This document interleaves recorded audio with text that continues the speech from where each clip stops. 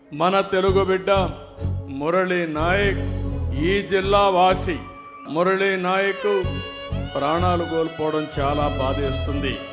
జమ్మూ కాశ్మీర్ సరిహద్దుల్లో పాకిస్తాన్ జరిపిన కాల్పుల్లో మన ఉమ్మడి జిల్లాకు సంబంధించిన వ్యక్తి నిన్న చనిపోయారు.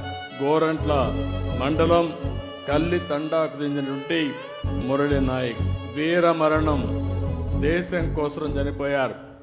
బాధేస్తుంది. వాళ్ళ తల్లిదండ్రులతో ఇప్పుడే నేను మాట్లాడాను. తల్లి వచ్చి జ్యోతిబాయ్, తండ్రి వచ్చి రామ్ నాయక్. వారికి నా ప్రగాఢ సానుభూతి తెలియజేస్తున్నా. ఈ రాష్ట్రం, ప్రభుత్వం, సమాజం మీకు అండగా ఉంటామని ఈ సభా సమావేశంలో హామీ ఇస్తున్నానని చెప్పి కూడా నేను మీకు తెలియజేసుకుంటున్నాను. దేశభక్తితో ముందుకు పోవాల్సిన అవసరం ఉంది. మన రాష్ట్రంలో ఉండే అన్ని ప్రాంతాలు కూడా అప్రమత్తంగా ఉండాలి. దేశం చేసే పోరాటానికి ప్రతి ఒక్క వ్యక్తి సంఘీభావాన్ని తెలియజేయాలి. అండగా ఉంటామని నినదించి చెప్పాల్సిన అవసరం ఉందని చెప్పి కూడా నేను మీకు తెలియజేస్తున్నాను.